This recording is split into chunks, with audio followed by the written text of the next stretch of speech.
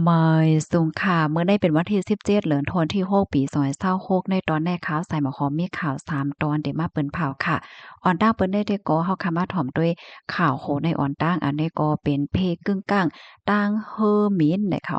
เฮอหมินโตกค่ะมีคนรู้สึกสาใจตั้งลำเมื่อวันที่15เดือนธันวาคมที่6ปี2026ในมีข่าวงาออกมาว่าไลเกิดขึ้นเปิงเป็นเฮอหมินต่างก้นเป็นเพกึ่งกลางโตกตีในใจเมือง มิสซูรีเมืองอเมริกาเมื่อเข้ายามกลางวัน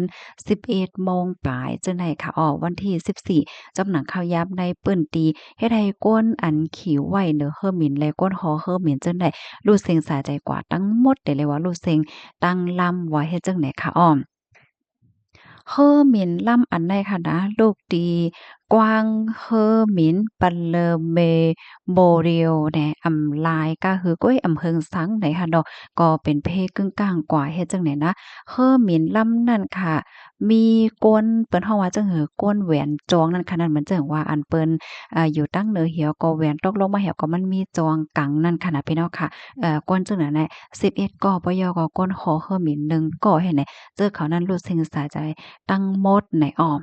ไล่ตวงไล่ถามเสียก็โกที่อันเปิ้นหันใต้หน้าใต้ตานั่นเปิ้นก็ลาดว่าเขอหมิ่นลำนั้นเนี่ยมันตึกหมิ่นเคินอำเฮิงอีสังในคะเนาะย่างอำตันไลขึ้นสูงกะหือขาวก้นหอเขอหมิ่นนั่นก็งอกฝ่ายตั้งซ้ายหนังไว้ไพ่เหมือนเจิงว่าคัดใจที่เอาเขอหมิ่นเนี่ยลงกึดเนาะก้อยกะว่าเคิงจากมันเนี่ยมันรับหมวดแปดโหเคิงหมิ่นนั่นเนี่ยก็จังเลยตกลงมาพัดใส่ปึ้น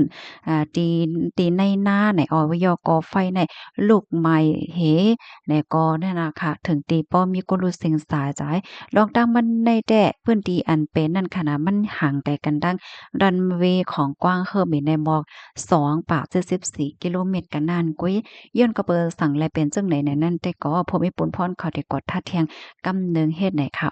อันนี้ก็ได้เรียกว่าเป็นเฮิ่มมินอ่อนนะคะนะ ดีเมืองอเมริกาแน่เพราะว่าเป็นก้นสะเทก้นมีเงินเขาสังเขาเจ้าแหน่เนาะเปิ้นก็ได้สงขี่เฮอมินสุนโตอันเปิ้นว่านั่นค่ะในพี่น้องเฮาเขาลูกดีข่าวง่าโหในเสแลกำในเฮาค่ะมารับถ่อมด้วยข่าวเที่ยงโหนึงข่าวโหในเมื่อว่าเฮาข่าวก็ถ่อมกว่าเยอะอีกนึงเมื่อได้เฮามาถ่อมด้วย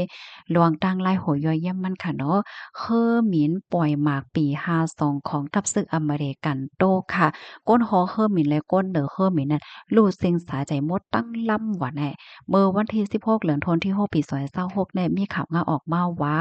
เคอหมินปล่อยหมากแซนปี52ของตับอากาซากลางฮาวของอเมริกันหบทกยาเพกึ่งกลางว่ายหลังเสเคินหมินลูกดีตับปังเศร้าอากาซากลางฮาวเอ็ดเวิร์ดในขนอในปังหลายซ้ายโมฮาวีตั้งปอดตอนใต้ของแคลิฟอร์เนียเมืองอเมริกาไล่อำเภออีสางในเนาะก็เป็นเพกึ่งกลางเสียวก็เฮ็ดให้ก้นฮอเคอหมินแล ก้นเหตุการณ์เฮอหมินนั่น8ก็รู้สึกสาใจกว่าตั้งหมดเฮอหมินปี52ได้เป็นเฮอหมินตั้งไว้เต็มเลอสิงเฮอหมินเซียนในค่ะจางต่างหมากอันมีชื่อว่าคัสเตอร์และดังหมากต่างเจิดแฮงเฮ็ดจั่งเนี้ยเนาะจังหมินเลยสูงถึง50,000เปในค่ะข้อมูลตั้ง2ตอนได้ค่ะก็เลยเบิ่งอิงออกมาที่ห้องการข่าว CX7 ต่างไว้ค่ะเป็นข่าวเงาที่อันลีมองใจค่ะเนาะมองใจจ้อมในขณะเพกึ่งกลางตั้งเฮอหมินแหน่เนาะ ลูกดีข่าวเงาโหนเสแลกำในเฮาค่ะมารับถมด้วยข่าวเงาเที่ยงตอนหนึ่งค่ะอันในซ้ำเป็นข่าวเงาเกี่ยวกับลุยลวงพี่สภาวะลอยไฟจังไหนเนาะเมื่อวันที่16เดือนธันวาคมปี2026เนี่ยมีข่าวเงาออกมาว่าแค่พางอันพี่น้องเฮาเขาไล่หันอยู่ในคณะเป็นแค่พางตีอันพอมีปนพวนเขานั้นเปิ้นให้ก่อนเลยตั้งกองถ่ายไหว้ที่เหนือกนฮาวายเมืองอเมริกาเฮ็ดจังเนี่ยเนาะก็เลยครบทบพัน โลมเนี่ยมันปั่นไหวเฮ็ดจังได๋ปยก็มีลาวาหลอยไฟอันออกมาเฮ็ดให้เนาะกำในลมเนี่ยก็พัดป้าจูดีกองไถดีอันติดตั้งไว้ว่าซังว่าเจ้านายเฮ็ดให้นั่นน่ะดอกร้องได้ก็เป็นกว่าเมื่อวันที่14เดือนธันวาคมดีป่นมาในค่ะอยู่ที่ตั้งฝ่ายพวกค่อนควาเลยเพียนเขา USGS ลาดว่าลอยไฟที่เราเวอาเนี่ยมีว่าอยู่ดีเหนือ กุนใหญ่กุนหลง Canopic Island ของฮาวายค่ะเสียก็อยู่ๆในมันก็มีหลวงโพงแตก พงแตกเฮ็ดจังไหนนะดังเอาวันที่23เดือนธันวาคมที่12ปี2024ตีป่นมาค่ะได้เลยว่าเป็นหนึ่งในปื้นตีลอยไฟที่อันมีหลวงตรงหนึ่งที่สุดที่หนึ่งในโลกเฮ็ดจังไหนอ้อข้อมูลตอนนี้ก็คาลิปีมาที่ห้องการข่าวเซกเจ็ดต่างไว้นะคะลอยไฟในโลกลมฟ้าในค่ะดอกมันก็จะมีหลายๆเสี้ยนลอยไฟหมางเสี้ยนก็นอนหลับนอนฝันไว้อยู่ลอยไฟหมางเสี้ยนก็มีใจยาวลอยไฟหมางเสี้ยนก็ยังตึกมีใจเหี่ยวก็อยู่ๆก็โต้งๆหนึ่งๆกำก็แตกกำก็แตกให้ในนั้นขนาดเนาะเพราะว่าเป็นลอยไฟที่อันกำแตกกำก็แตกกำก็แตกไหนแน่ยังบ่หลีไม่ใจกะหือเด้ค่ะว่าเนาะเพราะว่าเป็นลอยไฟที่อันนอนหลับนอนหลี เฮิงน่ะอะลาเหย้าเพราะว่ามันแตกขึ้นมาไหนเดก็มันแรงนะเฮ็ดจั่งใดบ่เนาะก้อยกะว่าจั่งหือก็หลีค่ะเนาะเพราะว่าหลอยไฟแตกนี่เป็นสำว่ามันตึกคึกแรงว่าในเซตาในทางฝ่ายภูมิพลพรก็ได้ก็มีหลวง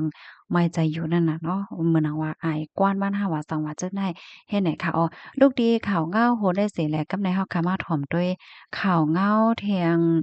ตอนหนึ่งได้ค่ะอ้อก็สิย้อนอ่อนเอาพี่น้องเฮาเขามาถ่อมด้วยเกี่ยวกับเรื่อง น้ำท่วมเฮ็ดจั่งใดค่ะนะเฮาคาเตหันไลว่าหลายที่หลายตั้งเปิ้นก็มีรองแข็งๆ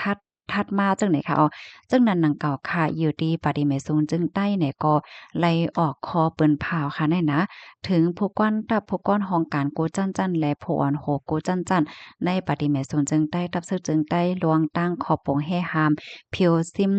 น้ำท่วมโกกา